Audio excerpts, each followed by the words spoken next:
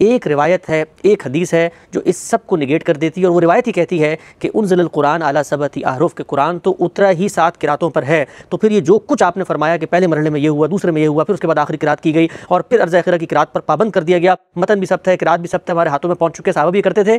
روایت ہی کہتی ہے کہ رسول اللہ صلی اللہ علیہ وسلم نے فرمایا کہ بھائی یہ تو اترا ہی 7 قراتوں پر ہے۔ تو مجھے بتائیے گا کہ جو کچھ آپ نے پیچھے فرمایا تھا اس کے بعد یہ روایت تو اس کی نفی میں کھڑی ہوئی ہے۔ میں اس روایت پر آپ جانتے ہیں کہ تنقید کر چکا ہوں، یہ تنقید میری کتاب میزان میں شائع ہو چکی ہے۔ اس سے پہلے کہ میں اس موضوع کی تحلیل کروں، میں وہ تنقید آپ کے سامنے رکھ دینا چاہتا ہوں، لیکن تنقید کے لیے ضروری ہے کہ روایت پڑھی جائے۔ میں نے وہاں یہ روایت موطا امام مالک سے نقل کی ہے، یہاں میں بخاری سے پڑھ رہا ہوں۔ اس روایت میں ایک واقعہ بیان ہوا ہے، بخاری میں یہ خصومات کے باب میں ہے، اور اس کا رقم ہے 2419۔ روایت یہ ہے کہ عبد الرحمن بن عبد القاری یہ کہتے ہیں کہ سمعت عمر بن الخطاب یقول، میں نے عمر بن خطاب رضی اللہ عنہ کو کہتے ہوئے سنا۔ کیا کہتے ہوئے سنا؟ سمعت ہشام ابن حکیم ابن حزام یقرأ الفرقان علی غیر ما اقرأها، یعنی عمر بن خطاب نے یہ کہا کہ میں نے ہشام بن حکیم بن حزام کو سورہ فرقان اس سے مختلف طریقے پر پڑھتے ہوئے سنا جیسے میں اسے پڑھتا ہوں۔ سمعت ہشام ابن حکیم ابن حزام وکان رسول اللہ صلی اللہ علیہ وسلم اقرانیہا فکدت ان آجل علیہ، مجھے یہ رسول اللہ صلی اللہ علیہ وسلم نے پڑھائی تھی، یعنی میں نے براہ راست آپ سے پڑھی تھی، چنانچہ بیت ہو گیا ان پر ٹوٹ پڑنے کو ہوا۔ ثم امہلتہ حتی انصرفا، پھر میں نے چھوڑ دیا یہاں تک کہ وہ نماز سے فارغ ہوئے۔ ثم لببتہ بردائہ، پھر ان کی چادر سے کھینچتے ہوئے میں ان کو لے گیا۔ فجئت بہ رسول اللہ صلی اللہ علیہ وسلم، اور میں رسول اللہ صلی اللہ علیہ وسلم کی خدمت میں لے کر پہنچ گیا۔ فقلت، میں نے جا کر عرض کیا، یا رسول اللہ انی سمعت ھذا یقرأ سورۃ الفرقان علی غیر ما اقرأتنیھا، یا رسول اللہ میں نے اس کو سورہ فرقان اس سے بالکل مختلف طریقے پر پڑھتے ہوئے سنا ہے جس طرح آپ نے مجھے پڑھائی تھی۔ فقال رسول اللہ صلی اللہ علیہ وسلم ارسلہ، رسول اللہ صلی اللہ علیہ وسلم نے فرمایا اسے چھوڑ دو، انہوں نے پکڑا ہوا تھا، چادر سے گھسیٹتے ہوئے لے گئے۔ ثم قال اقرا یا ہشام، حضور نے فرمایا ہشام پڑھو۔ قال اقرا التی سمعتہ یقرا، اس نے بالکل اسی طریقے سے پڑھ دیا جس طرح میں نے اسے پڑھتے ہوئے سنا تھا۔ فقال رسول اللہ صلی اللہ علیہ وسلم ھکذا انزلت، رسول اللہ صلی اللہ علیہ وسلم نے فرمایا ایسے ہی نازل ہوئی۔ ثم قال لی اقرا، پھر مجھ سے کہا پڑھو۔ فقرأتھا، میں نے بھی پڑھی، ظاہر ہے انہوں نے اسی طرح پڑھی جیسے انہوں نے رسول اللہ صلی اللہ علیہ وسلم سے سیکھی تھی۔ فقال، آپ نے میرے پڑھنے پر بھی وہی بات کہی، ھکذا انزلت، اسی طرح اتری۔ ان ھذا القرآن انزل علی 7 احرف فاقرؤوا ما تیسر منہ، یہ قرآن 7 حرفوں پر نازل کیا گیا ہے، لہٰذا جو بھی میسر ہو پڑھ لو۔ یہ روایت ہے۔ ٹھیک، اس روایت پر نقد کرتے ہوئے میں نے جو کچھ لکھا ہے میں وہ میزانی سے آپ کے سامنے رکھ دیتا ہوں۔ میں نے یہ لکھا ہے کہ اس روایت کے بارے میں ذیل کے چند حقائق اگر پیش نظر رہیں تو صاف واضح ہو جاتا ہے کہ یہ ایک بالکل بے معنی روایت ہے جسے اس بحث میں ہرگز قابل اعتراض نہیں سمجھنا چاہیے۔ بے معنی روایت ہے، یعنی نہ اس کا کوئی مدعا سمجھ میں آتا ہے، نہ اس کے بارے میں کوئی رائے قائم کی جا سکتی ہے، نہ کوئی ایسی بات کہی جا سکتی ہے جس پر دل مطمئن ہو جائیں کہ یہ فی الواقع کیا واقعہ ہے جس کو یہ روایت بیان کر رہی ہے۔ وہ حقائق میں نے اب ایک ایک کر کے یہاں بیان کر دیے۔ اول یہ کہ یہ روایت اگرچہ حدیث کی امہات کتب میں بیان ہوئی ہے، یعنی موطا میں نقل ہوئی ہے، جیسے کہ میں نے یہاں اس کو موطا ہی کے حوالے سے نقل بھی کیا ہے، ابھی میں نے بخاری سے اس کو پڑھ کے آپ کو سنایا۔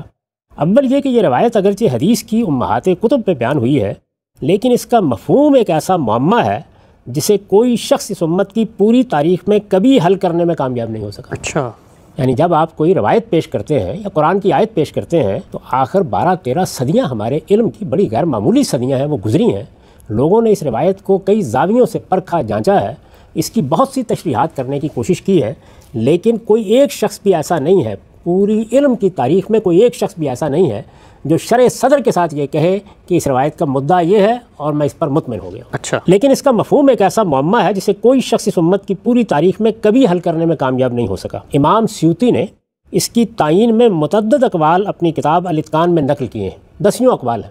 آپ زرکشی کو دیکھیں تو انہوں نے 14 اقوال کی تو باقاعدہ شرح کی ہے اور بتایا ہے کہ ان کی تفصیلات کیا ہیں، یعنی یہ مطلب ہو سکتا ہے، یہ مدعا ہو سکتا ہے، یہ مفہوم ہو سکتا ہے، لوگوں نے اپنے طور پر کوئی نہ کوئی بات کرنے کی کوشش کی ہے، لیکن پھر خود ہی اس کا اعتراف بھی کر لیتے ہیں کہ بات بنی نہیں۔ امام سیوطی نے اس کی تعیین میں متعدد اقوال اپنی کتاب الاتقان میں نقل کیے ہیں، پھر ان میں سے ہر ایک کی کمزوری کا احساس کر کے موطا کی شرح تنویر الحوالق میں بالآخر اعتراف کر لیا ہے۔ یعنی موطا میں روایت ہے، اس کی شرح لکھی ہے انہوں نے تنویر الحوالق کے نام سے، اس میں اس روایت کے تحت گفتگو کرتے ہوئے اعتراف کر لیا ہے کہ اسے یعنی اس روایت کو من جملہ متشابہات ماننا چاہیے۔ اچھا، یعنی جس طرح قرآن مجید کے بارے میں کہا گیا ہے کہ اس میں محکم آیتیں بھی ہیں، اس میں متشابہ آیتیں بھی ہیں، تو متشابہ آیات کے بارے میں یہی بتایا گیا ہے کہ ان کا مدعا ہم نہیں سمجھ سکتے جس طرح کے عام خیال ہے۔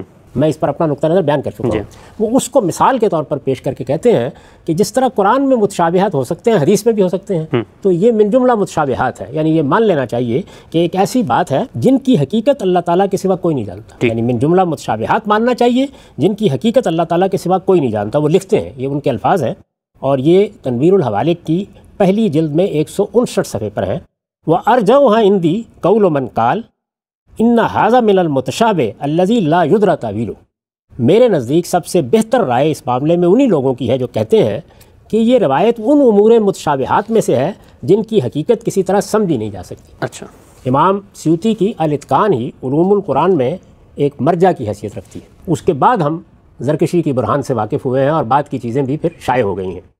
انہوں نے یہ اعتراف کیا ہے۔ دوم یہ، یعنی یہ پہلی بات ہوئی، دوم یہ کہ اس کی واحد معقول توجیہ اگر کوئی ہو سکتی تھی، یعنی جب یہ کہا گیا کہ قرآن مجید 7 حرفوں پر نازل کیا گیا ہے تو اس کی واحد معقول توجیہ اگر کوئی ہو سکتی تھی تو یہی ہو سکتی تھی کہ 7 احرف کو اس میں عربوں کے مختلف لغات اور لہجوں پر معمول کیا جائے۔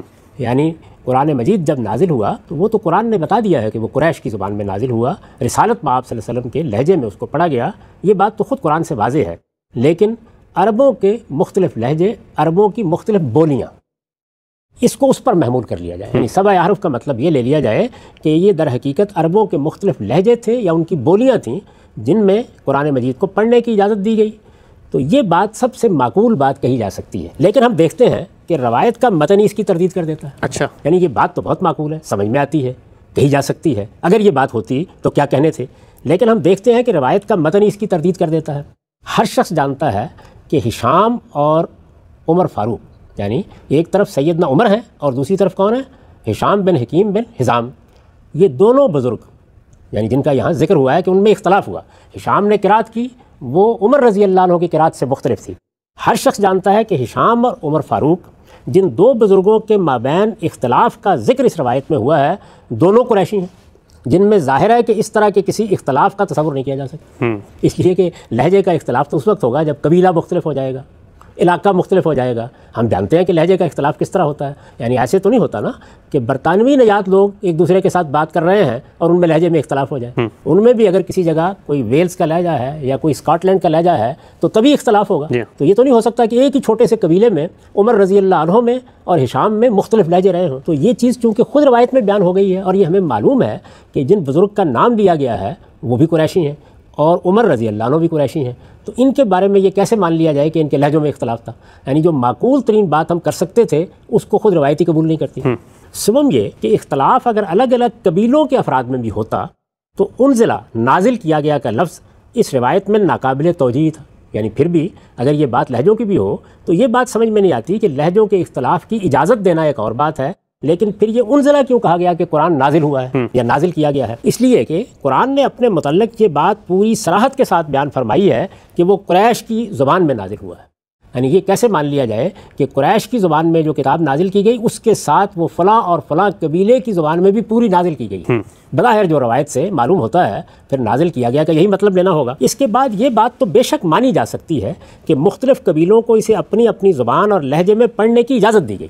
یعنی اگر اس کو لہجے کے معنی میں لے لیا جائے یا لغت کے معنی میں، بولی کے معنی میں لے لیا جائے تو یہ بات تو مانی جا سکتی ہے کہ مختلف قبیلوں کو اجازت دی گئی کہ وہ اپنے اپنی زبان میں اپنے اپنے لہجے میں اس کو پڑھ لیں، لیکن یہ بات کس طرح مانی جائے گی کہ اللہ تعالیٰ ہی نے اسے مختلف قبیلوں کی زبان میں اتارا تھا؟ یعنی گویا یہ 7 مرتبہ اترا تھا یا جبریل 7 مرتبہ اس کو اتارتے تھے، ایک مرتبہ قریش کی زبان میں، ایک مرتبہ کسی اور زبان میں، یہ کیسے مانا جائے؟ چہارم یہ کہ ہشام کے بارے میں معلوم ہے، یہ جو صاحب مختلف قرات کر رہے تھے جن کو سیدنا عمر پکڑ کر لے گئے، ہشام کے بارے میں معلوم ہے کہ فتح مکہ کے دن ایمان لائے تھے. لہٰذا اس روایت کو مانیے تو یہ بات بھی ماننا پڑتی ہے کہ فتح مکہ کے بعد تک رسول اللہ صلی اللہ علیہ وسلم کے جلیل القدر صحابہ، یہاں تک کہ سیدنا عمر جیسے شب و روز کے ساتھی بھی اس بات کا علم نہیں رکھتے تھے کہ قرآن مجید کو آپ چپکے چپکے اس سے مختلف طریقے پر لوگوں کو پڑھا دیتے ہیں جس طریقے سے وہ کم و بیش 20 سال تک آپ کی زبان سے علانیہ اس کو سنتے اور آپ کی ہدایت کے مطابق اسے سینوں اور سفینوں میں محفوظ کرتے رہے. بہت اہم بات. یعنی یہ ہشام فتح مکہ کے دن ایمان لائے ہیں. تو اس کا مطلب کیا ہوا؟ اس کا مطلب یہ ہوا کہ پہلی مرتبہ سیدنا عمر کو یہ معلوم ہوا ہے کہ قرآن تو مختلف قراتوں میں اترتا رہا ہے، تو یہ پہلی بار اس موقع پر کیوں معلوم ہوا؟ اتنا پرانا تعلق، شب و روز کے ساتھی. رسالت میں آپ صلی اللہ علیہ وسلم نے قرآن کہیں نازل ہونے کے بعد رکھ تو نہیں چھوڑا تھا، وہ روزانہ پڑھا جاتا تھا، نمازوں میں اس کی تلاوت ہوتی تھی، صحابہ خود سیکھتے تھے، وہ پڑھ کے سنایا جاتا تھا. یہ اتنا عرصہ گزر گیا، 20 سال گزر گئے، اور عمر رضی اللہ عنہ جیسے شخص کو کوئی باہر سے آدمی آیا، اس پر انکشاف ہوا. بات پھر بھی معقول تھی. عمر رضی اللہ عنہ جیسے شخص کو یہ معلوم ہی نہیں ہوا کہ چپکے چپکے قرآن دوسری قراتوں پر یا دوسرے طریقوں پر بھی پڑھا دیا جاتا ہے. ہر شخص اندازہ کر سکتا ہے کہ یہ کیسی سنگین بات ہے اور اس کی زد کہاں کہاں پڑ سکتی ہے. یہ 4 نکات کی صورت میں نے اس پر تنقید کی تھی. اس روایت کو جس طرح یہ بیان ہوئی ہے، جس زاویے سے بھی آپ دیکھیے، یہ حقیقت ہے کہ ان 4 نکات کے جواب میں ایک حرف بھی نہیں کہا جا سکتا، اور اب تک کہا بھی نہیں گیا. میں یہ چاہتا ہوں کہ اس کے ساتھ ہی اسی مضمون کی ایک دوسری روایت بھی آپ سن لیں. وہ بھی اسی چیز کو بیان کرتی ہے اور مجھے آگے چل کر اس کی حقیقت بھی آپ کو بتانی ہے. یہ دوسری روایت میں مسلم سے پڑھ رہا ہوں، صلاۃ المسافرین سے. اس کا رقم ہے 820. ابی بن کعب کی روایت ہے. یعنی پہلی روایت کن کے بارے میں تھی؟ اس امت کے جلیل القدر لوگوں میں سے ایک نہایت ممتاز شخصیت سیدنا عمر رضی اللہ عنہ کے بارے میں. دوسری روایت کس کے بارے میں ہے؟ ابی بن کعب رضی اللہ عنہ، جو قرآن کے سب سے بڑے عالم سمجھے جاتے تھے. یہ ان کے بارے میں کہتے ہیں، قال كنت فی المسجد، یعنی یہ ابی بن کعب بیان کر رہے ہیں، میں مسجد میں تھا. فدخل رجل یصلی، ایک آدمی آیا نماز پڑھنے. فقرأ قراءة انکرتها علیہ ثم دخل آخر، اس نے آ کے جو قرات کی تو مجھے بالکل غلط لگی. پھر ایک دوسرا آدمی آ گیا. فقرأ قراءة سوا قراءة صاحبہ، اس نے آ کے اس سے بھی ایک مختلف قرات کر ڈالی. فلما قضینا الصلاۃ، جب ہم نے نماز ختم کی، دخلنا جمیعا علی رسول اللہ صلی اللہ علیہ وسلم، تو ہم سب مل کے رسول اللہ صلی اللہ علیہ وسلم کی خدمت میں حاضر ہو گئے. فقلت، میں نے عرض کیا، ان ھذا قرأ قراءة انکرتها علیہ ودخل آخر فقرأ سوا قراءة صاحبہ، اس شخص نے قرآن کی ایک قرات کی ہے، میں نے اس پر اعتراض کیا. ایک دوسرے صاحب آئے، انہوں نے اس سے بھی الگ ایک قرات کر ڈالی. فامرہما رسول اللہ صلی اللہ علیہ وسلم فقرأ، رسول اللہ صلی اللہ علیہ وسلم نے یہ سنا تو دونوں سے کہا کہ پڑھو. فحسن النبی شانہما، جب انہوں نے پڑھا تو رسول اللہ صلی اللہ علیہ وسلم نے دونوں کی تحسین کی تھی، دونوں کے بارے میں کہا کہ ٹھیک پڑھا ہے. فسکت فی نفسی من التکذیب ولا اذ کنت فی الجاہلیہ، یعنی میرے دل میں اس موقع پر رسالت مآب صلی اللہ علیہ وسلم کے معاملے میں تکذیب کا خیال پیدا ہوا، یعنی آپ کو جھٹلا دینے کا، آپ کی نبوت کا انکار کر دینے کا خیال پیدا ہوا، اور ایسا سخت خیال پیدا ہوا کہ کبھی جاہلیت میں بھی اس درجے میں نہیں پیدا ہوا تھا. فلما رأى رسول اللہ صلی اللہ علیہ وسلم، پھر جب رسول اللہ صلی اللہ علیہ وسلم نے دیکھا ما قد غشینی، کہ یہ مجھ پر کس چیز کا غلبہ ہو گیا ہے، ضرب فی صدری، تو میرے سینے پر ہاتھ مارا.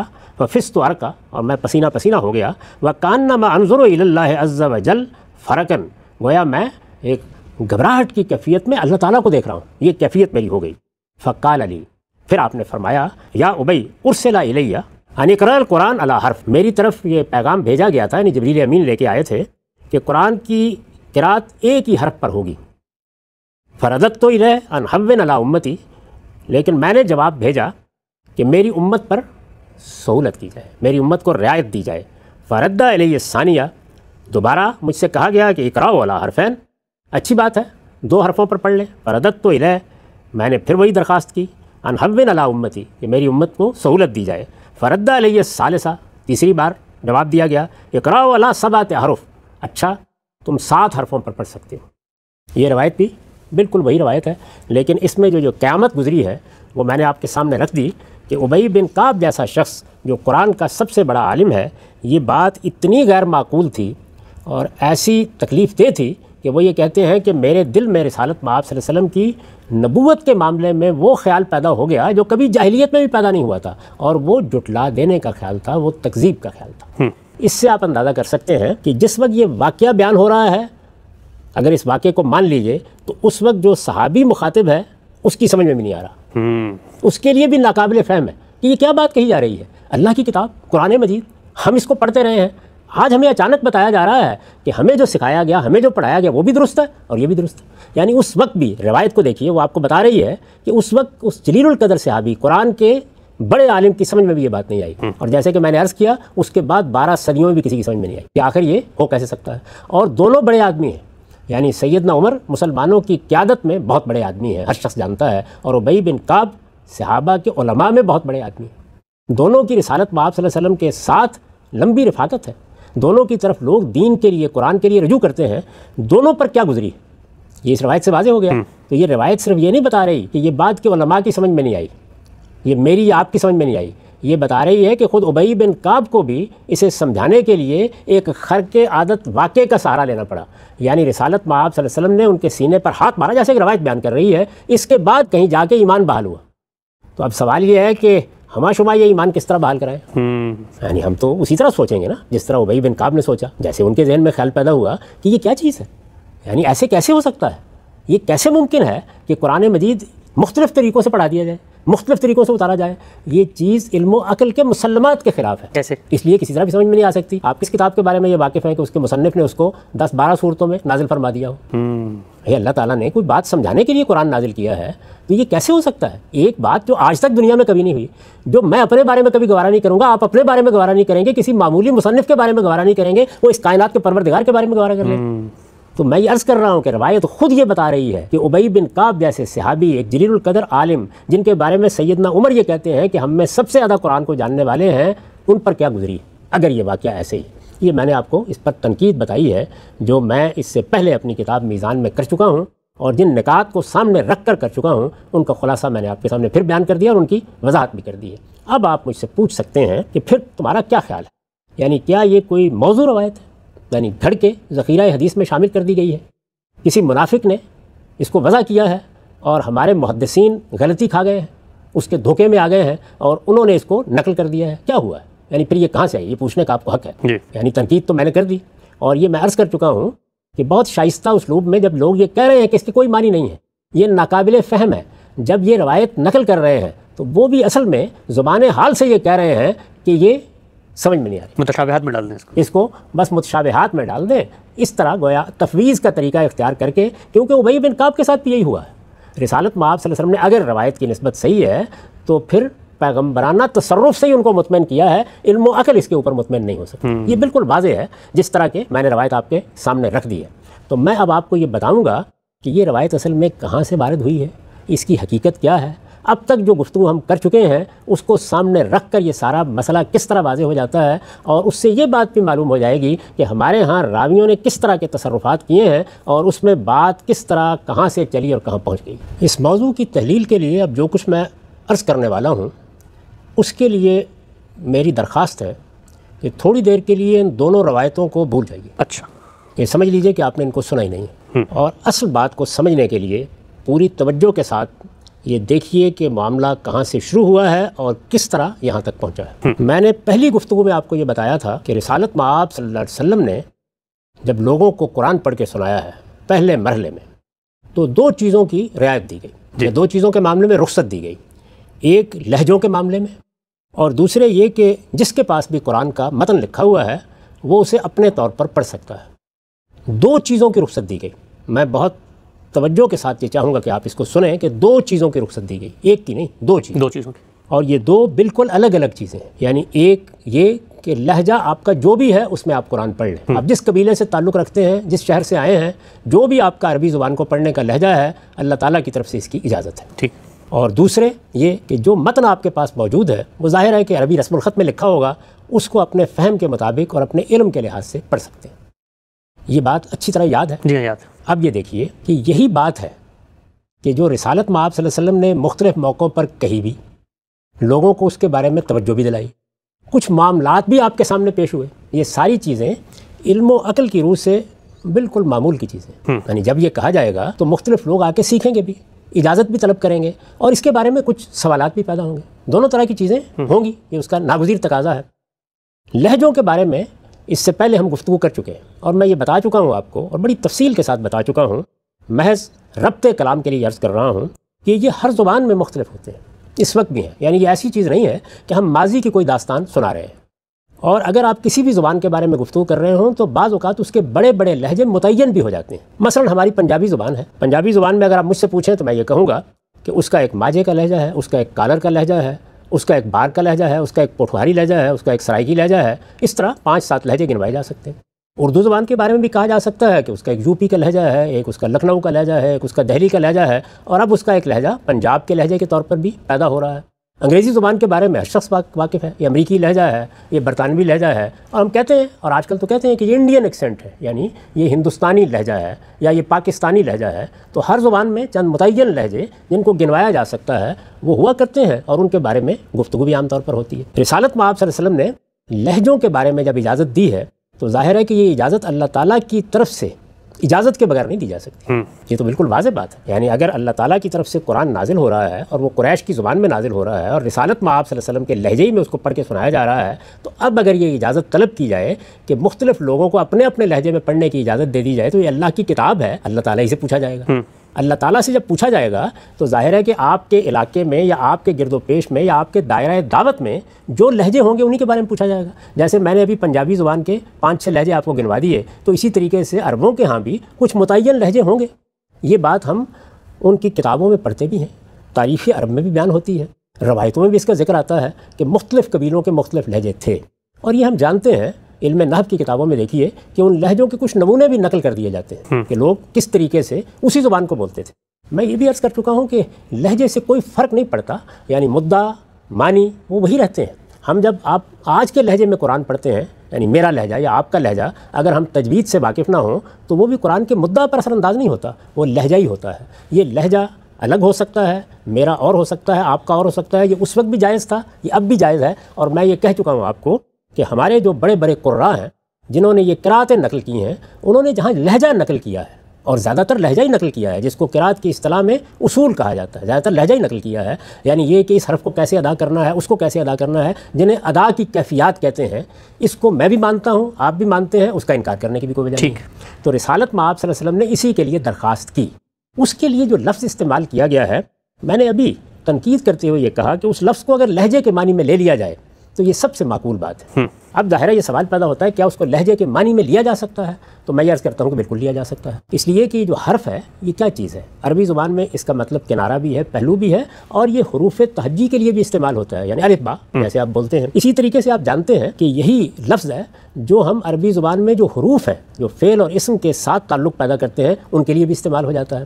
تو حرف بول کر لفظ مراد لے لینا، حرف بول کر کلام مراد لے لینا، حرف بول کر قرات مراد لے لینا، اس لیے کہ اس میں بھی کسی کلام کو آپ پڑھتے ہیں، ریسائٹ کرتے ہیں، یا آپ گویا اس کی ریڈنگ کر رہے ہوتے ہیں. تو جب آپ اس کو پڑھتے ہیں تو اس کے لیے بھی حرف بولا جا سکتا ہے.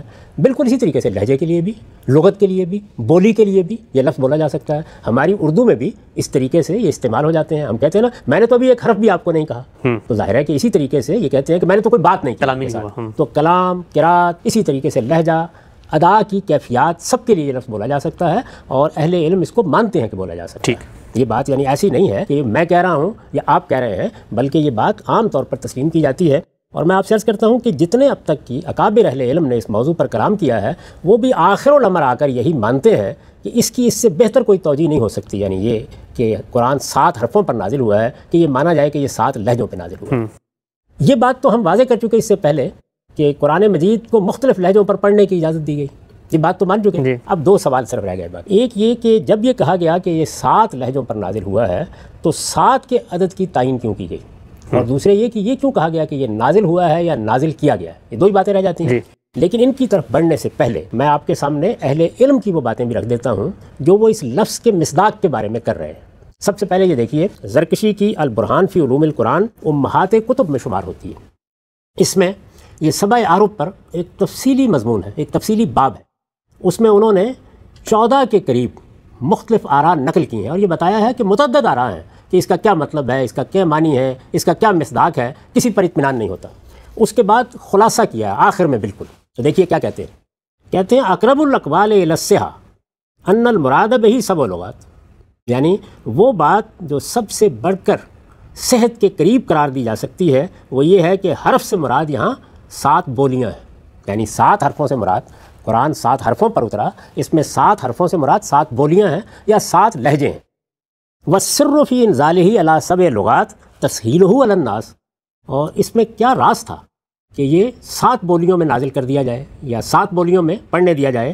کہتے ہیں کہ اس کی وجہ یہ تھی کہ لوگوں کے لیے آسانی پیدا کی جائے۔ تَسْهِيلُهُ عَلَى النَّاسِ، لوگ ہیں، ان کے اپنے اپنے لہجے ہیں، ان کو اس بات کا حق دیا جائے کہ وہ پڑھ لیں۔ ان کے لیے بڑی مشکل ہو جائے گی اگر ہر شخص یہ کہا جائے کہ سرائکی لہجے کا آدمی بھی اس کو پنجاب کی بولی میں یا پوٹھوہار کی بولی میں پڑھے گا، تو یہ چیز بڑی مشقت کا باعث بن جاتی۔ تو اللہ تعالیٰ نے تسہیل کے لیے یہ طریقہ اختیار کیا۔ کہتے ہیں کہ فلو کانا تعالیٰ انزلہ علی حرف واحد لینکسل مقصود، کہ اگر یہ ایک ہی حرف یعنی ایک ہی لہجے ایک ہی بولی میں نازل کیا جاتا تو یہ مقصود حاصل نہ ہو سکتا، بات الٹ جاتی، لوگوں کے لیے بڑی مشکل پیدا ہو جاتی۔ یہ بات کہنے کے بعد پھر آگے کچھ مزید بحث کرتے ہیں اور پھر کہتے ہیں کہ بعض متاخرین بھی اسی نتیجے پر پہنچے ہیں۔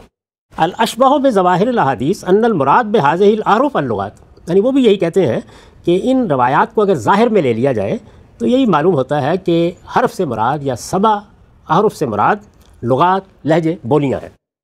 پھر وضاحت کرتے ہیں کہ کوئی غلط فہمی نہ ہو، وَهُوَ أَنْ يَقْرَأَ كُلُّ قَوْمٍ مِّنَ الْعَرَبِ بِلُغَتِهِمْ وَمَا جَرَتْ عَلَيْهِ عَادَتُهُمْ، یعنی اس سے کیا مراد ہے بولیوں سے؟ تو کہتے ہیں کہ اس کا مطلب یہ تھا کہ عربوں کی ہر قوم اس کو اپنی زبان میں پڑھ لے، یعنی جس طرح وہ عربی زبان بولتے ہیں اس لہجے میں پڑھ لے۔ وَمَا جَرَتْ عَلَيْهِ عَادَتُهُمْ، جو ان کی پہلے سے عادت بن چکی ہے، وہ ظاہر ہے کہ ایک خاص لہجے میں زبان بولنے کے عادی ہیں تو اسی میں پڑھ لیں۔ پھر یہ بتاتے ہیں کہ اس سے میری مراد کیا ہے، یعنی لہجوں میں کیا اختلاف تھا، تو اس کو پھر اسی طرح بیان کرتے ہیں جس طرح اب بھی علم قرات میں بیان کیا جاتا ہے، من الاظہار والادغام والامالہ والتفخیم والاشمام والحمز والتلین والمد وغیر ذالک من وجوہ اللغات، یعنی ان زبانوں میں کیا اختلاف تھا؟ کیا عربی کے بجائے وہ کوئی یونانی بن جاتی تھی؟ نہیں، اختلاف یہ ہوتا تھا کہ اس لفظ کو کتنا بلند کرنا ہے، کتنا پست رکھنا ہے۔ کیا اس میں ادغام تو نہیں ہو جائے گا، یعنی 2 حرف ملا تو نہیں دیے جائیں گے؟ لفظ میں امالہ تو نہیں ہوگا؟ اس میں کسی چیز کو ذرا پر انداز میں تو نہیں بیان کیا جائے گا؟ اس کی مختلف صورتوں میں کیفیت ادا، یہ سب ادا کی کیفیتیں ہیں جن کو انہوں نے آگے بیان کر دیا ہے۔ تو وہ یہ کہتے ہیں کہ سب سے بہتر تعویل، سب سے بہتر توجیہ، سمجھ میں آنے والی بات اگر ہو سکتی ہے تو وہ یہی ہو سکتی ہے۔ اس کے بعد مزید کہتے ہیں وَقَالَ الْإِنزَالُ عَلَىٰ أَحْرُفِ السَّبْعِ تَوْصِيَةٌ مِّنَ اللَّهِ وَرَحْمَةً عَلَى الْأُمَّةِ، یعنی یہ اللہ تعالیٰ کی طرف سے بڑی وسعت اور عنایت بھی تھی اور اس امت پر رحمت بھی تھی۔ اذ لو کلف کل فریق منہم ترک لغتہ والعدول عن عادہ نشؤوا علیہ من الامالہ والحمز والتلین والمد وغیرہ لشک علیہ، اس لیے کہ اگر لوگوں کو یہ ذمہ داری دی جاتی، یہ تکلیف دی جاتی کہ ہر فریق یا ہر قوم یا ہر قبیلہ اپنی لغت یا اپنی بولی کو چھوڑ دے اور اس عادت سے عدول اختیار کر لے جس پر اس کی نشو و نما ہوئی ہے، یعنی نئی زبان، نیا لہجہ اختیار کر لے، یعنی وہ اگر امالہ کرتا ہے تو نہ کرے، حمز کے لیے یعنی حمزہ کے لیے کوئی ایک طریقہ ہے ان کے یہاں بولنے کا تو اب یہ طریقہ اختیار کرے۔ اسی طرح پھر انہوں نے وہی مثالیں دینی ہیں، یعنی وہی کیفیت ادا کی مثالیں، یعنی جب آپ ایک حرف کو نکالتے ہیں، مخارج سے نکالتے ہیں، جب اس کی آواز نکلتی ہے تو اس کی مختلف صورتیں ہیں۔ تو کہتے ہیں اگر ان کو یہ تکلیف دی جاتی اور ان کو اس کا مکلف ٹھہرایا جاتا کہ وہ یہ کریں، لشک علیہم، تو یہ چیز ان کے لیے بڑی مشقت کا، ہم بھی نہیں پڑھ سکتے، پھر تو ہم بھی نہیں کر سکتے۔ تو یہ گویا انہوں نے بتا دیا کہ اس کی بہترین توجیہ یہی، اور میں نے عرض کیا ہے کہ زبان کے لحاظ سے، لغت کے لحاظ سے اس پہ کوئی استبعاد نہیں ہے، یعنی حرف کا لفظ اس معنی میں استعمال ہو سکتا ہے۔ تو ادا کی کیفیات، اس وقت بھی جو قراتیں، مختلف قراتیں پڑھائی جاتی ہیں، ان میں 90% یہی چیز ہے، یعنی مختلف کیفیات ادا ہیں۔ اور میں عرض کر چکا ہوں کہ اس پر نہ امام فرائی کو کوئی اعتراض ہے، نہ مجھے کوئی اعتراض ہے، نہ کوئی اعتراض کی وجہ ہے، ہم سب اس طریقے سے پڑھتے ہیں۔ اس پر وہ مزید یہ کہتے ہیں کہ یہ جو اجازت دی گئی ہے، اس میں اگر روایتوں میں بھی آپ دیکھیں تو یہ بات سمجھ میں آ جاتی ہے کہ غالباً اس کا باعث یہی ہے کہ لہجوں کے اختلاف کو اس طریقے سے رسالت مآب صلی اللہ علیہ وسلم نے ایک سہولت کے طور پر اختیار کیا ہے۔ ٹھیک، اس سے آپ اندازہ کر سکتے ہیں کہ لہجے کے معاملے میں صرف میں نہیں بلکہ اس سے پہلے کے اہل علم بھی مطمئن ہیں کہ اگر حرف کو لہجے کے معنی میں لے لیا جائے تو اس میں یعنی اتنی بات میں کہ قرآن 7 حرفوں پر نازل ہوا، کوئی اشکال باقی نہیں رہتا، بات سمجھ میں آتی ہے، معقول بات لگتی ہے۔ اسی کے ایک دوسرے پہلو کو دیکھیے، اور وہ یہ کہ جو 7 کا عدد ہے، میرے نزدیک اگرچہ اس کے لیے کوئی بڑے تردد کی ضرورت نہیں، ابھی میں نے بتایا کہ خود پنجاب کے 5-6 لہجے میں گنوا سکتا ہوں، یہ بالکل ممکن ہے کہ بڑے بڑے لہجے 7 ہی رہے ہوں، لیکن اس میں بھی ہمارے پاس عبداللہ بن عباس رضی اللہ عنہ کی ایک روایت ہے۔ اس طرح کے آثار ہمارے ہاں موجود ہوتے ہیں اور اہل علم اس کو نقل کرتے ہیں۔ یہ میرے سامنے اس وقت الجامع الکامل فی الحدیث الصحیح شامل ہے، اس میں عبداللہ بن عباس رضی اللہ عنہ کا یہ اثر نقل کیا انہوں نے۔ وہ کہتے ہیں کہ نزل القرآن علی 7 لغات۔ دیکھیے، ایک تو یہ کہ اس اثر میں بھی یہ بیان کیا گیا ہے کہ ابن عباس بھی یہی سمجھتے تھے کہ اس سے مراد کیا ہے، یعنی 7 بولیاں، 7 لہجے، اور وہ یہ کہتے ہیں کہ منہا 5 بلغات الاجز من الحوازن، اس میں سے 5 تو زیریں حوازن کے لہجے تھے، و اسنان لسائر العرب، اور 2 باقی اہل عرب کے لہجے تھے۔ تو انہوں نے گویا یہ بھی بتا دیا کہ 7 ہی بڑے بڑے لہجے تھے، اس سے زیادہ بھی ہوں گے لیکن بڑے بڑے لہجے عربوں کے ہاں یہی 7 تھے۔ تو اس وجہ سے اس میں یہ سبا کا لفظ یا سبا احرف کی تعبیر آ گئی ہے کہ 7 حرفوں پر قرآن مجید نازل کیا گیا۔ اب اس کے بعد ایک تیسری چیز یہ ہے کہ نازل کیا گیا۔ نازل کیا گیا جب آپ اس کو دیکھتے ہیں تو 2 پہلوؤں سے اس کو سمجھا جا سکتا ہے۔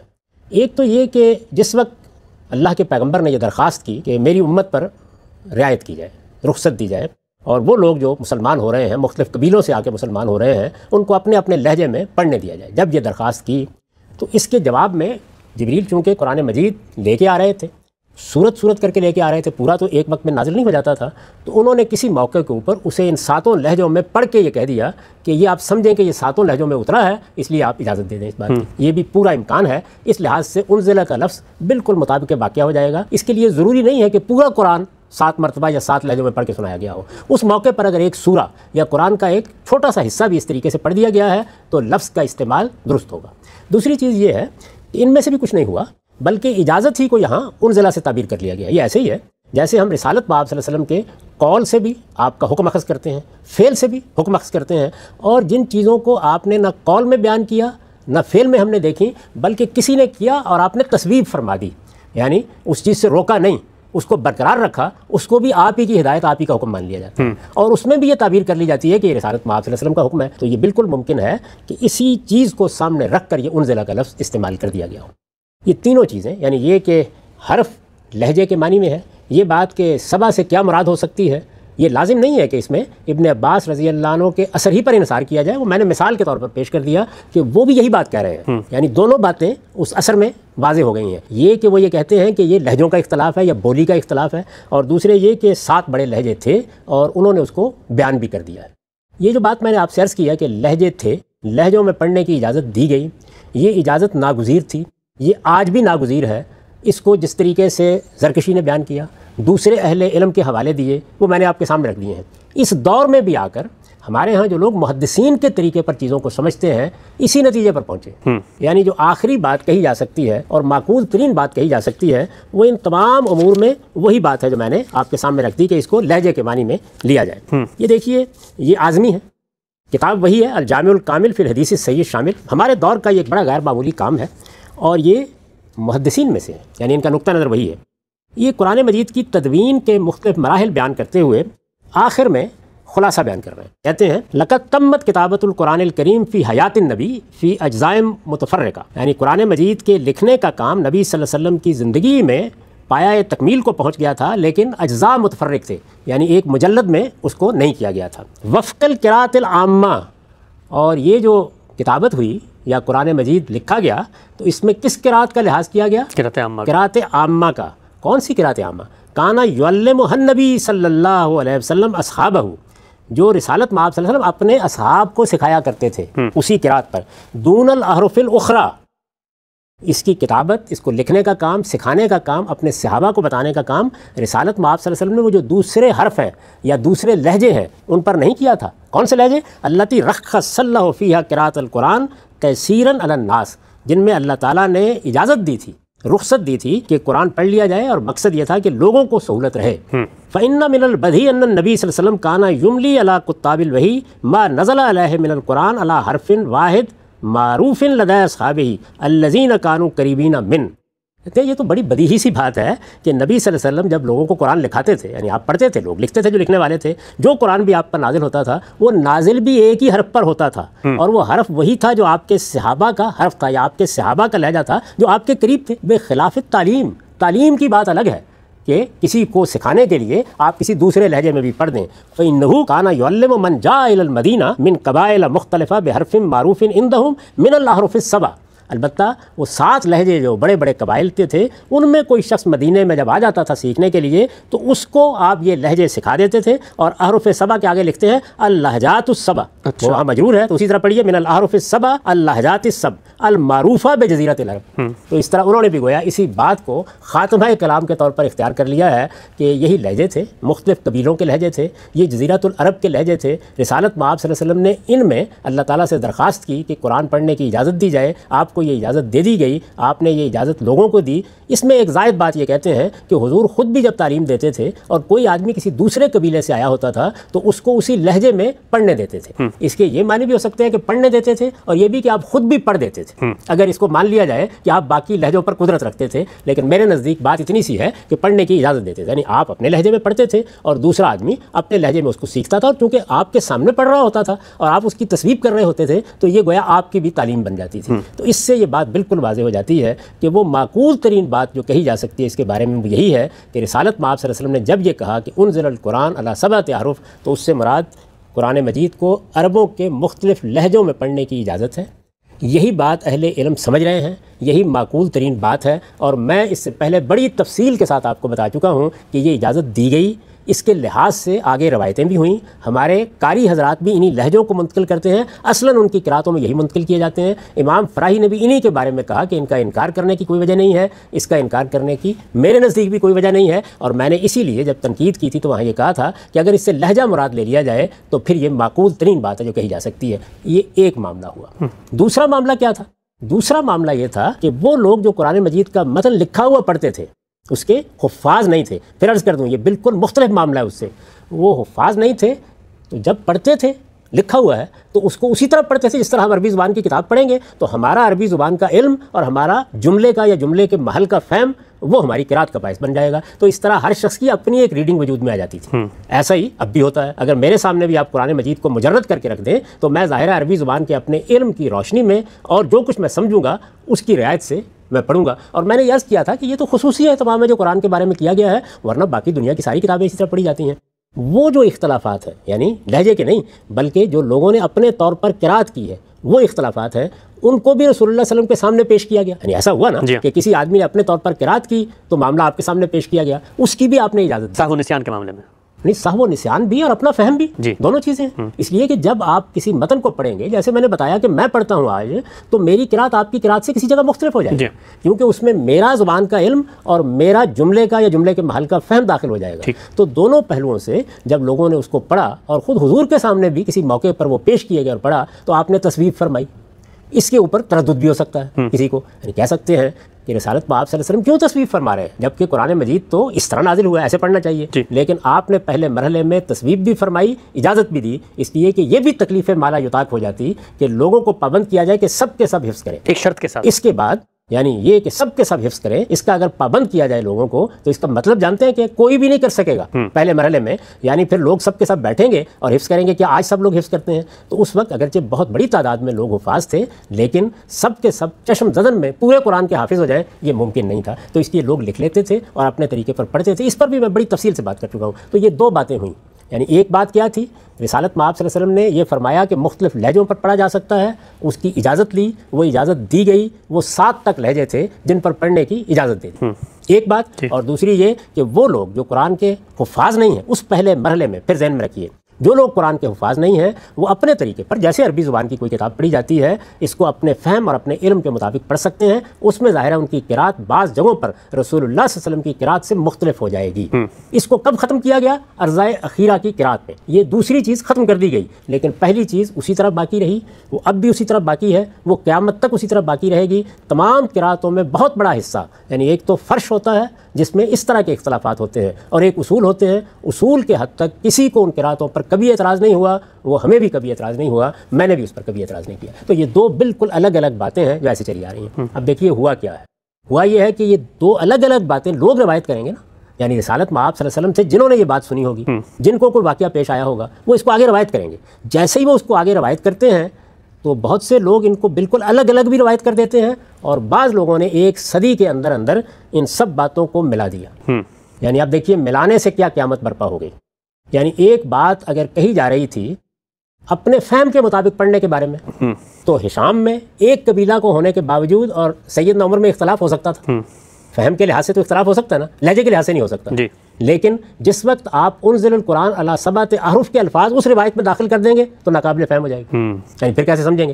لہجے کی تعویل کریں گے، سب سے معقول تعویل ہے، لیکن راستے میں کیا چیز حائل ہو جائے گی کہ وہ تو دونوں ایک ہی قبیلے کے، تو وہ بات جو اپنی جگہ بالکل درست تھی جب آپ نے اس بات کو بھی اس کے ساتھ ملا کے بیان کر دیا تو وہ بالکل ناقابل فہم ہو گئی۔ میں آگے چل کے آپ کو بتاؤں گا کہ یہ جو ابی بن کعب کی نسبت سے بیان کیا گیا ہے کہ ان کے دل میں تکذیب پیدا ہو گئی، ایسی تکذیب جو کبھی جاہلیت میں پیدا نہیں ہوئی. یہ تو خیر راوی کا مبالغہ ہے، لیکن ایک کھٹک پیدا ہوئی کس کے دل میں؟ سیدنا عمر کے دل میں. اچھا. اور رسالت پاک صلی اللہ علیہ وسلم نے یہ اطمینان بھی انہیں دلایا. کس موقع پر دلایا وہ بھی میں سامنے رکھ دوں گا. اس کو اٹھا کے ابی بن کعب سے متعلق کر دیا گیا. یعنی یہ راوی حضرات اب تصرفات پر تصرفات کیے چلے جا رہے ہیں. تو یہ صورت ہے کہ ایک بات اپنی جگہ بالکل درست ہے، دوسری بات بھی اپنی جگہ بالکل درست ہے. ان دونوں کو آپ خلط مت کر کے ملا کر ایک روایت بنا دیں، ایک قصہ بنا دیں، تو نہ پہلی بات سمجھ میں آئے گی نہ دوسری بات سمجھ میں آئے گی. یہ بالکل وہی ہوا ہے ان روایتوں کے ساتھ جو رب الفضل کی روایتوں کے ساتھ ہوا ہے. اور میں نے قانون معیشت میں اپنی کتاب میزان میں تحلیل کر کے بتایا کہ وہاں بھی یہی ہوا کہ دو الگ الگ باتیں رسالت باب صلی اللہ علیہ وسلم نے فرمائی تھیں. ایک بات سے ایک حصہ لے کے ادھر ڈال دیا راویوں نے، ادھر سے ایک حصہ لے کے ادھر ڈال دیا راویوں نے. اس کے نتیجے میں پوری بات ناقابل فہم ہو گئی. اور یہ حقیقت ہے کہ اس وقت ہم مسلمانوں کے علماء میں کوئی شخص بھی رب الفضل کی کوئی معقول توجیہ کرنے کی پوزیشن میں نہیں ہے. یہاں بھی یہی ہوا ہے. پوری مسلمان امت عاجزی کے ساتھ کھڑی ہو گئی ہے کہ یہ کیا چیز ہے. یہاں تک کہ میں نے آپ کو بتایا کہ لوگوں نے یہ تک کہہ دیا کہ اس کو امور متشابہات میں سمجھ لیا جائے. کوئی چیز نہیں ہوئی. دونوں باتیں اپنی جگہ بالکل درست تھیں. یعنی لہجوں کے معاملے میں رخصت الگ سے بیان ہوئی تھی اور لوگوں کے اپنے فہم کے مطابق پڑھنے کی رخصت عرضہ اخیرہ سے پہلے الگ سے بیان ہوئی تھی. راویوں نے یہ بات سنی، ایک بات یہاں سے سنی، ایک بات وہاں سنی، دونوں کو ملا کر جب ایک روایت بنا دیا گیا اور ادھر کی بات ادھر اور ادھر کی بات ادھر داخل کر دی گئی تو یہ روایتیں بالکل ناقابل فہم ہو گئیں. اور میں آپ کے سامنے یہ دونوں طرح کا مواد رکھ دوں گا. یہ بتاؤں گا کہ وہ بات رسالت پاک صلی اللہ علیہ وسلم سے جن راویوں نے الگ الگ بیان کی ہے انہوں نے وہ بات کیسے بیان کی ہے اور یہ بات کیسے بیان کی ہے. یعنی یہ بات کہ مختلف لہجوں میں پڑھنے کی اجازت دی گئی یہ کیسے بیان کی ہے الگ سے، اور یہ کہ رسالت مآب صلی اللہ علیہ وسلم نے یہ رخصت دی کہ لوگ اپنے فہم کے لحاظ سے قرات کر سکتے ہیں جو اگرچہ میری قرات سے مختلف ہوگی لیکن اس وقت وہ ان کے لیے جائز ہے. یہ بات بھی الگ سے بیان ہوئی ہے. دونوں باتیں بالکل الگ الگ رکھیں، بالکل قابل فہم ہیں، سمجھ میں آتی ہیں، ان میں سے کسی کا انکار کرنے کی کوئی ضرورت نہیں. ملا دیں تو پھر یہ روایتیں کسی لحاظ سے بھی قابل فہم نہیں رہتی. اب مجھے صرف یہ کرنا ہے کہ میں دونوں طرح کا مواد آپ کے سامنے رکھ دوں. گزشتہ نشست میں آپ نے جو بات بیان کی تھی اور جس پر ہم نے خاتمہ کیا تھا وہ یہ کہ رسالت مآب صلی اللہ علیہ وسلم نے جو قرآن ہمیں دیا اس میں دو مراحل الگ الگ پیش آئے ہیں. ایک لہجوں کے اختلاف کا معاملہ اور دوسرا سہو و نسیان، اور اسی طرح سے متن کو اپنے فہم سے پڑھتے ہوئے آدمی کہیں غلطی کر جاتا ہے تو اس معاملے میں رخصت کا پورا معاملہ. یہ دو الگ الگ واقعات ہیں، الگ الگ معاملات ہیں، الگ الگ رخصتیں ہیں. اور یہ جو روایت ہمارے سامنے ہے اس کے بارے میں آپ کا کہنا یہ کہ یہ بھی اختلاط کا شکار ہو گئی ہے. الگ الگ واقعات کو اگر دیکھ لیا جائے تو نہ صرف یہ کہ روایت بھی حل ہو جاتی ہے بلکہ جتنے بھی اضطرابات خود ماضی کی علمی روایت نے اس روایت پہ پیش کیے وہ بھی حل ہو جاتے ہیں. میں چاہتا ہوں سلسلہ گفتگو کو وہیں سے جوڑیں اور یہ بتائیے کہ روایتوں کا یہ ذخیرہ کیا آپ کے اس دعوے کی تائید کرتا ہے کہ واقعات الگ تھے، باتیں الگ تھیں، ملا دی گئیں تو اب سمجھ میں نہیں آ رہی. یہ بحث جب سے شروع ہوئی ہے میں مسلسل یہ بتانے کی صحیح کر رہا ہوں کہ زمانہ نزول میں یہ دونوں باتیں ہوئیں. یعنی یہ کہ لوگ اپنے اپنے لہجے پر پڑھ سکتے ہیں، خاص طور پر عربوں کے لہجے، اس لیے کہ وہ اس وقت رسالت مآب صلی اللہ علیہ وسلم کے براہ راست مخاطبین تھے. اور دوسرے یہ کہ جن لوگوں نے قرآن مجید کو اپنے طور پر لکھ لیا ہے وہ اس کی تلاوت کر سکتے ہیں اور اس کو وہ اپنے فہم کے مطابق پڑھ سکتے ہیں. ہر شخص کے لیے اس مرحلے میں یہ لازم نہیں ہے کہ وہ رسالت مآب صلی اللہ علیہ وسلم کی قرات کی پیروی کرے. میں نے عرض کیا تھا اس کی وجہ یہ تھی کہ رسالت مآب صلی اللہ علیہ وسلم کی قرات کی پیروی اسی صورت میں ہو سکتی تھی جب کہ وہ شخص قرآن مجید کے پورے متن کو حفظ کر لے. قرآن مجید کو لوگ حفظ بھی کر رہے تھے، وہ اس قرات کی پیروی بھی کر رہے تھے، لیکن عام لوگوں کو یہ اجازت دے دی گئی کہ جس طرح ہم عربی زبان کی کتابیں پڑھتے ہیں وہ اس کو اسی طرح پڑھ سکتے ہیں. میں آپ کے سامنے اب وہ روایتیں رکھ دیتا ہوں جو ان دونوں چیزوں کو الگ الگ بیان کرتی ہیں. یعنی میں نے جو بات کہی وہ کیا تھی کہ ان روایتوں میں جو زیر بحث آئیں، سیدنا عمر کی روایت اور ابی بن کعب کی روایت، ان روایتوں میں اختلاط ہوا ہے. راویوں نے اپنے تصرفات سے ان دونوں باتوں کو ملا کے ایک بات بنا دیا ہے. اب ذرا ان کو الگ الگ سنیے. اس میں سب سے پہلے جو روایت میں آپ کے سامنے پیش کر رہا ہوں وہ سیدنا عمر کے بارے میں ہے. یہ ابو طلحہ انصاری کی روایت ہے اور میں اس کو مسند احمد سے پڑھ رہا ہوں. اس کا رقم ہے 16366. روایت یہ ہے کہ قرأ رجل عند عمر، ایک شخص نے عمر رضی اللہ عنہ کے سامنے قرآن مجید کی قرات کی. فغیر علیہ، تو عمر نے اس پر اعتراض کیا، اسے ٹوک دیا. فقال قرأت علی رسول اللہ صلی اللہ علیہ وسلم فلم یغیر علیہ. اس نے جواب میں کہا کہ میں نے تو اسی طرح رسالت مآب صلی اللہ علیہ وسلم کے سامنے قرآن پڑھا تھا لیکن آپ نے تو اس پر کوئی اعتراض نہیں کیا. قال فاجتمع عند النبی صلی اللہ علیہ وسلم. یہ بیان کرتے ہیں کہ پھر یہ دونوں نبی صلی اللہ علیہ وسلم کی خدمت میں حاضر ہو گئے. قال فقرأ رجل علی النبی صلی اللہ علیہ وسلم، اس شخص نے نبی صلی اللہ علیہ وسلم کے سامنے اسی طرح قرات کی جیسے کہ سیدنا عمر کے سامنے کی تھی. فقال له، تو نبی صلی اللہ علیہ وسلم نے فرمایا قد احسنت، تم نے اچھا ہی پڑھا ہے. قال فکان عمر وجد من ذلك. یہ بیان کرتے ہیں کہ یہ بات سن کر گویا عمر کے دل میں ایک کھٹک سی پیدا ہوئی. یعنی یہ کیا بات ہے، ایسا کیوں کیا رسالت میں آپ صلی اللہ علیہ وسلم نے؟ ہم آپ سے قرآن کی قرات سنتے ہیں، اس کے مطابق پڑھتے ہیں، یہ اپنے طریقے پر پڑھ رہا ہے اور اس میں اس نے غلطی کی ہے. یعنی اگر رسالت میں آپ صلی اللہ علیہ وسلم کی قرات کے حوالے سے دیکھا جائے تو غلطی کی ہے. اس کو رسالت میں آپ صلی اللہ علیہ وسلم نے کہہ دیا کہ حسن تھا، تم نے اچھا ہی پڑھا ہے. فقال النبی صلی اللہ علیہ وسلم، اس پر یعنی یہ چیز محسوس کر کے نبی صلی اللہ علیہ وسلم نے فرمایا، یا عمر ان القرآن کلہ ثواب، عمر قرآن مجید ان سب صورتوں میں پڑھنا ٹھیک ہے، ما لم یجل عذاب مغفرتن او مغفرت عذابا، البتہ اس چیز کو ملحوظ رکھنا چاہیے کہ عذاب کی آیت مغفرت کی آیت میں تبدیل نہ ہو جائے اور مغفرت کی آیت عذاب کی آیت میں تبدیل نہ ہو جائے. یہ تبدیلی یہاں ایک مثال کے طور پر ذکر کی گئی ہے. یہ کس طرح ہو جاتی ہے؟ اس کے لیے میں آپ کے سامنے ایک آیت پیش کرتا ہوں. قرآن مجید میں یہ فرمایا گیا ہے کہ انما یخشی اللہ من عبادہ العلماء، اللہ تعالیٰ سے تو صرف اس کے وہی بندے ڈرتے ہیں جو علم والے ہیں. ٹھیک. اب اس میں ایک چھوٹی سی آپ تبدیلی کر دیجیے، یعنی انما یخشی اللہ کی بجائے انما یخشی اللہ ہو پڑھ دیں. ایک نصب کو آپ ایک رفع میں بدل دیں، یا سادہ الفاظ میں کہیے تو ایک زبر کو ایک پیش میں بدل دیں، اور آگے العلماء کے رفع کو نصب میں بدل دیں، یعنی پیش کی جگہ زبر لگا لیں. تو معنی یہ بن جائیں گے کہ اللہ تو اپنے انہی بندوں سے ڈرتا ہے جو علم والے ہیں. الٹ بالکل، معاذ اللہ. یعنی یہ صورت ہو جائے گی. تو رسالت میں آپ صلی اللہ علیہ وسلم نے فرمایا کہ اس کی احتیاط کرنی چاہیے. یہ بات کہ وہ بیان ہی میری قرات کے مطابق ہو، اس وقت یہ ضروری نہیں ہے. لوگ اپنے اپنے طریقے سے اپنے فہم کے مطابق قرآن مجید کو پڑھ سکتے ہیں. میں یہ عرض کر چکا ہوں کہ یہ کیوں اجازت دی گئی، اس پر بڑی تفصیل سے بات ہو چکی ہے کہ اس وقت جب ابھی قرآن کی قرات مصحف میں ثبت نہیں ہوئی تھی، لوگوں کو اس کا پابند نہیں کیا جا سکتا تھا. اس کا پابند کیا جاتا تو پھر یہ لازم ہو جاتا کہ ہر شخص جو مسلمان ہو رہا ہے وہ پورے قرآن کو حفظ کرے، کیونکہ اگر وہ رسالت میں آپ صلی اللہ علیہ وسلم سے سن کر حفظ نہیں کرتا تو وہ اس کو اس طرح پھر پڑھ بھی نہیں سکتا. یہی روایت جو میں نے آپ کے سامنے مسند احمد سے رکھی ہے، تبری میں ذرا تفصیل کے ساتھ نقل ہوئی ہے، اور بعض دوسری اور حدیث کی کتابوں میں اس میں کچھ اضافہ ہے، وہ بھی سن لیجئے. وہی بات بیان کیا انہوں نے. اسی طرح ایک آدمی کی قرات سنی، اسی طرح لے کر گئے. جب رسالت میں آپ صلی اللہ علیہ وسلم نے اس کی تصویب فرمائی تو فوقع فی صدر عمر شیء، تو عمر کے دل میں اس سے کچھ کھٹک پیدا ہوئی. وہاں بھی یہی ہے کہ کچھ کھٹک پیدا ہوئی. فعرف النبی صلی اللہ علیہ وسلم ذالک فی وجهہ، رسول اللہ صلی اللہ علیہ وسلم نے یہ چیز ان کے چہرے پر محسوس کر لی. کالا، یہ راوی بیان کرتے ہیں کہ فضرب صدرہ، تو آپ نے ان کے سینے پر ہاتھ مارا. وقال ابعد شیطانہ، شیطان سے دوری ہو. قالها ثلاثہ، آپ نے یہ بات 3 مرتبہ فرمائی. ثم قال یا عمر ان القرآن کلہ ثواب، فرمایا ہے عمر قرآن مجید کو ان سب صورتوں میں پڑھنا ٹھیک ہے. ما لم تجل رحمتاً عذاباً او عذاباً رحمہ، جب تک کہ تم رحمت کی آیت کو عذاب میں اور عذاب کی آیت کو رحمت میں تبدیل نہیں کر دیتے. یعنی اس طرح کی کوئی تبدیلی نہیں ہونی چاہیے، اس طرح چیز الٹ پلٹ نہیں ہو جانی چاہیے. اگر یہ نہیں ہے تو اس وقت یہ رخصت ہے. ان سب صورتوں میں اگر لوگ قرآن پڑھ رہے ہیں تو یہ ٹھیک ہے. یہ رسول اللہ صلی اللہ علیہ وسلم نے فرمایا. یہ ایک صورت ہے. یعنی اس سے کیا معلوم ہوا؟ اس سے یہ معلوم ہوا کہ یہ واقعہ ایک بالکل الگ واقعہ ہے. یہ صورت بالکل الگ صورت ہے کہ کوئی شخص قرآن مجید کو اپنے فہم کے مطابق پڑھتا ہے. میں سنوں گا، آپ سنیں گے. اگر ہمیں قرآن مجید حفظ ہے اور ہم نے اس کو رسالت میں آپ صلی اللہ علیہ وسلم کی قرات پر حفظ کیا ہے تو ہم اعتراض کریں گے، اور اعتراض کریں گے تو آپ سے جا کر پوچھیں گے بھی، اور آپ اس موقع پر یہی کریں گے جو آپ نے کیا. یعنی آپ نے بتا دیا کہ اس وقت یہ رخصت ہے، اس پر کوئی اعتراض نہیں کیا جا سکتا. یہ ایک صورت میں نے عرض کیا، یہ الگ کر دیں. اب دوسری چیز کو دیکھیے. یہاں تو آپ نے دیکھ لیا نا، 7 احرف کا کوئی ذکر نہیں. قرآن مجید 7 لہجوں پر اترا ہے یا 7 قراتوں پر اترا ہے، اس کا کوئی ادنا سا ذکر بھی یہاں نہیں ہے. اس چیز کو آپ بالکل الگ دیکھیے. یہ میں نے سیدنا عمر کی روایت آپ کے سامنے پیش کی.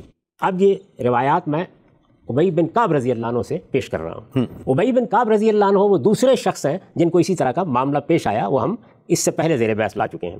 ذرا سنیے کہ وہ اس 7 احرف کے معاملے کو کس طرح بیان کرتے ہیں. یعنی وہاں تو اختلاط ہو گیا نا، جیسے میں نے عرض کیا، الگ سے کیسے بیان کرتے ہیں. یہ روایت مسلم سے ہے، صلاۃ المسافرین سے میں اس کو پڑھ رہا ہوں.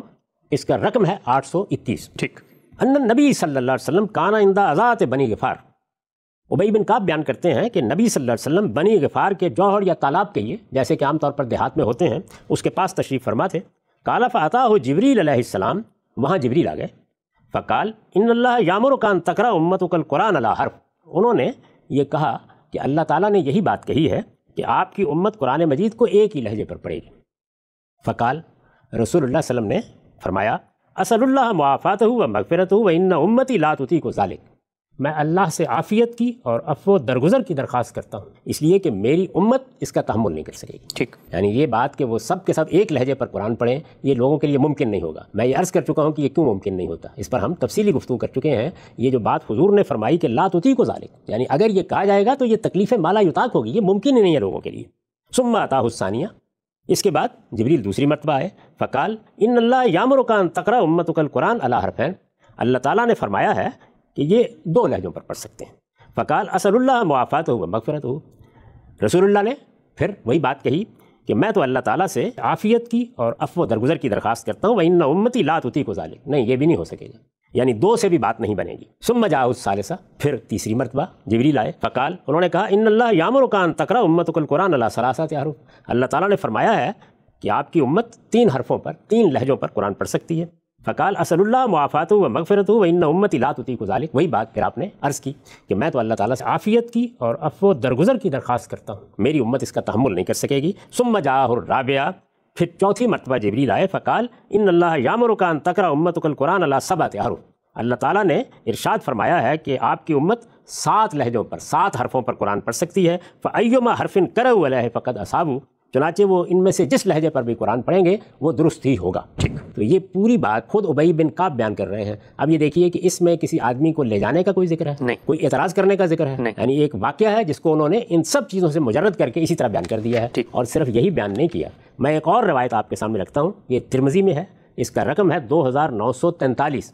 اس میں یہ بھی وہ واضح کر دیتے ہیں کہ رسول اللہ صلی اللہ علیہ وسلم نے یہ بات کس پس منظر میں کہی تھی، یعنی وہ کیا مسئلہ پیش آ گیا تھا جس کو سامنے رکھ کر آپ نے یہ درخواست کی کہ قرآن مجید 1 سے زیادہ لہجوں میں پڑھنے کی اجازت دی جائے۔ اس میں یہ بات بالکل واضح ہو جاتی ہے کہ لہجے ہی زیر بحث ہیں۔ ٹھیک، ابی بن کعب بیان کرتے ہیں، انہی کی روایت ہے، یعنی یہ پہلی روایت بھی ابی بن کعب سے تھی، یہ دوسری بھی انہی سے ہے۔ ٹھیک، وہ بیان کرتے ہیں لقیہ رسول اللہ صلی اللہ علیہ وسلم جبریل، رسول اللہ صلی اللہ علیہ وسلم کی جبریل سے ملاقات ہوئی۔ فقال یا جبریل انی بعثت الی امۃ امیین، تو رسول اللہ صلی اللہ علیہ وسلم نے ان سے کہا کہ اے جبریل میری بعثت امیوں میں ہوئی ہے۔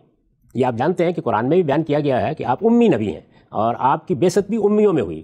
بنی اسماعیل کو عام طور پر امی کہا جاتا تھا، اس لیے کہ وہ 2000 سال سے ان چیزوں سے واقف نہیں تھے کہ نبوت کیا ہوتی ہے اور کتاب کیا ہوتی ہے۔ بنی اسرائیل کا یہ علم تھا، تو بنی اسرائیل کے تقابل میں ان کو امی کہا جاتا تھا۔ رسول اللہ صلی اللہ علیہ وسلم نے فرمایا کہ میری بعثت امیوں میں ہوئی ہے، منہم العجوز والشیخ الکبیر، اور آپ جانتے ہیں کہ ان میں بوڑھی عورتیں ہیں، ایک عمر ہوتی ہے نا جس کے بعد آدمی آسانی سے کوئی چیز سیکھ نہیں سکتا، ان میں بوڑھی عورتیں ہیں، بوڑھے مرد ہیں، والغلام والجاریہ، لڑکے ہیں لڑکیاں ہیں، والرجل الذی لم یقرأ کتابا قط، ایسا شخص بھی مل جائے گا آپ کو، بہت سے مل جائیں گے کہ جنہوں نے کبھی کوئی کتاب پڑھی نہیں ہے۔ یہ صورتحال ہے، یعنی میں جن لوگوں میں مبعوث ہوا ہوں ان میں یہ سب لوگ ہیں، ہر قبیلے میں ہیں، آ رہے ہیں، ایمان لا رہے ہیں، تو یہ کیسے ممکن ہے کہ یہ سب کے سب ایک ہی لہجے میں قرآن پڑھ سکیں؟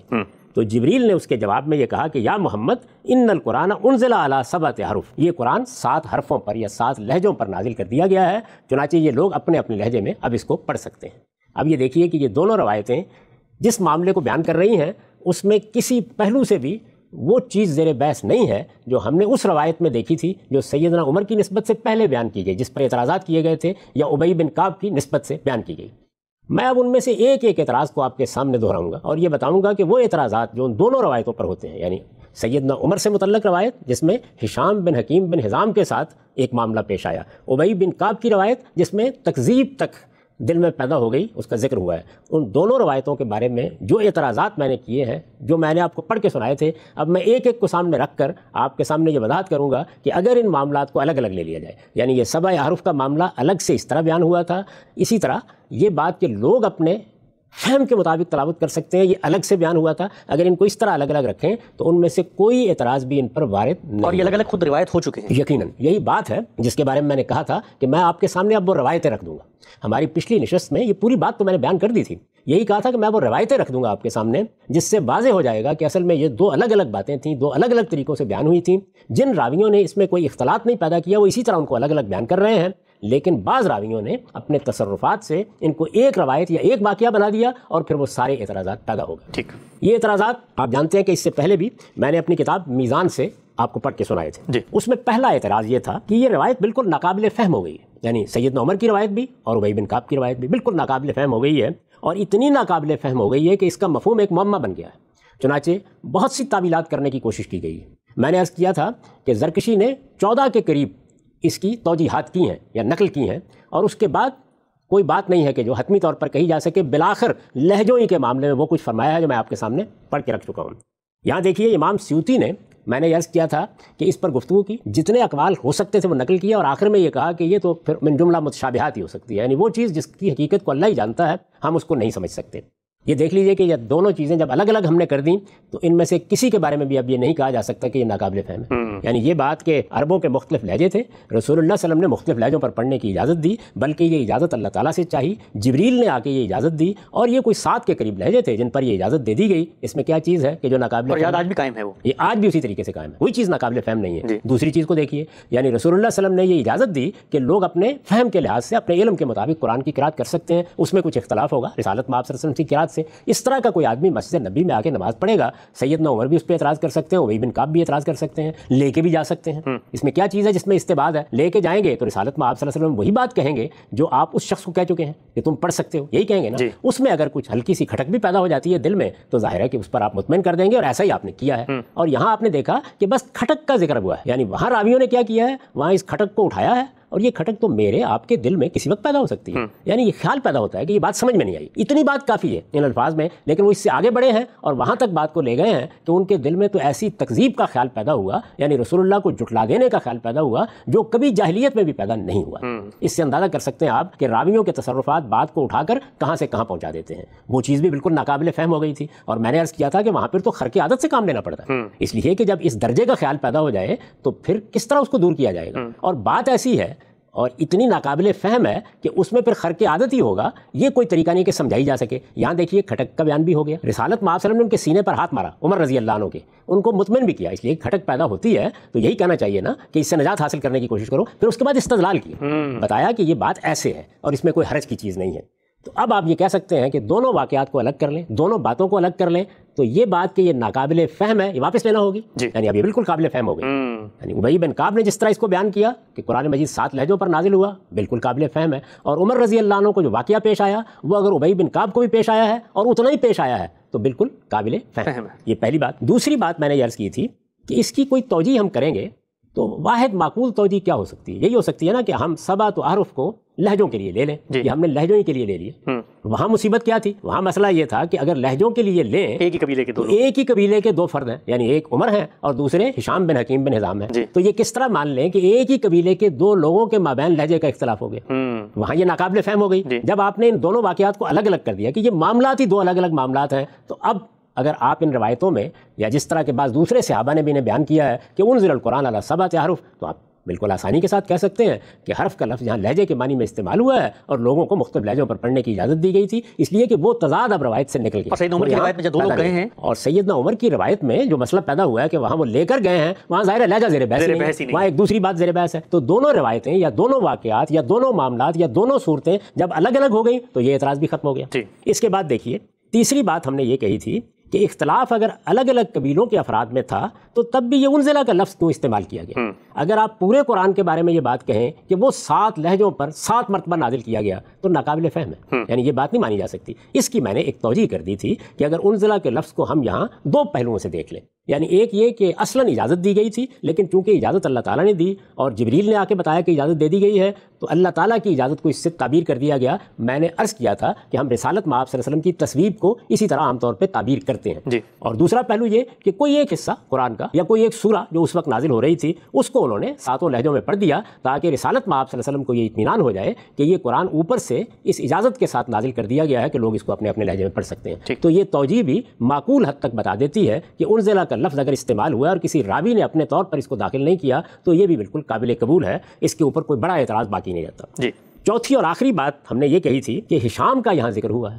ہشام کون ہے؟ ہشام وہ ہے کہ جو فتح مکہ کے دن ایمان لائے ہیں. اب ایک آدمی فتح مکہ کے دن ایمان لایا ہے اور وہ سیدنا عمر جیسے شخص کو یہ بتا رہا ہے کہ قرآن مجید رسالت میں آپ صلی اللہ علیہ وسلم نے مجھے بالکل مختلف قرات پر پڑھا دیا. یہ بات کس طریقے سے باور کی جائے؟ نہیں باور کی. یعنی 20 سال کا تعلق، شب و روز کے ساتھی، تو کیا یہ مانا جائے کہ رسول اللہ صلی اللہ علیہ وسلم چپ کے دوسرے لوگوں کو، اسی قبیلے کے لوگوں کو کسی دوسرے طریقے پر قرآن پڑھا دیتے تھے؟ نہیں. اب دیکھیے کیا یہ اعتراض باقی رہتا ہے؟ نہیں. سیدنا عمر کی روایت یعنی اگر لہجوں کا کوئی اختلاف سامنے آیا ہے تو وہ بھی بالکل معقول ہے، بات سمجھ میں آتی ہے. اور اگر تھوڑی دیر کے لیے مان لیں کہ ہشام ہی نے اس موقع پر غلط طریقے سے قرآن پڑھا تھا یا اپنے فہم کے مطابق قرات کی تھی یا رسول اللہ کی قرات سے مختلف قرات کی تھی، تو معاملہ کیا الگ سے پڑھانے کا زیر بحث ہے؟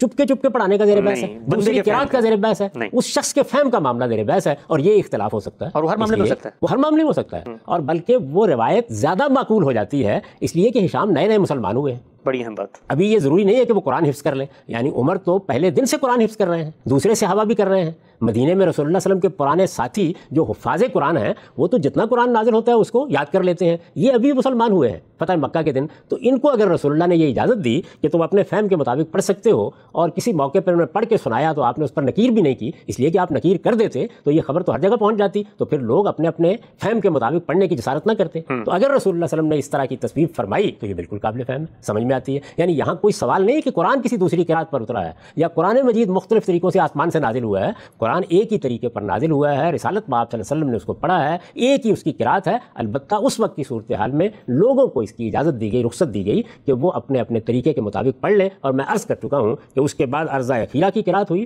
اور قرآن نے حکم دے دیا کہ اب عرضہ اخیرہ کی اسی قرات کی پیروی کی جائے گی. فاتبع قرآن, اور صحابہ کرام نے پورے اہتمام سے اس قرات کو جاری کیا اور پھر وہی مصحف پر ثبت کی گئی.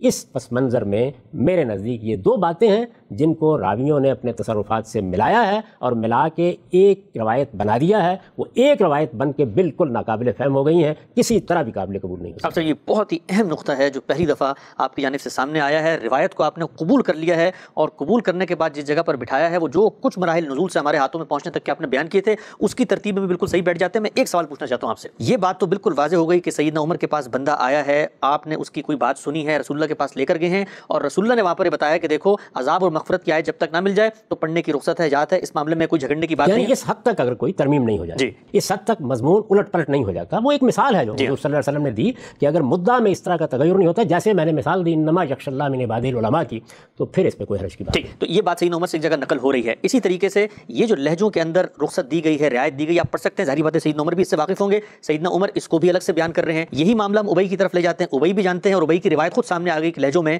جو رخصت دی گئی وہ کس پس منظر میں ہے. اور یہ بات کہ جی عذاب کی آیت مغفرت کی آیت نہ بن جائے اور فہم سے آپ پڑھ رہے ہیں عرض خیرہ سے پہلے, یہ ان کو بھی معلوم تھی. میں جاننا آپ سے چاہتا ہوں, ایک عام آدمی یہ سوچ رہا ہوگا کہ ظاہری بات ہے کوئی ایسا تو نہیں ہے کہ کوئی شخص بدنیتی سے بیٹھے اور انہوں نے کہا کہ آج ہم اس کو کرتے ہیں.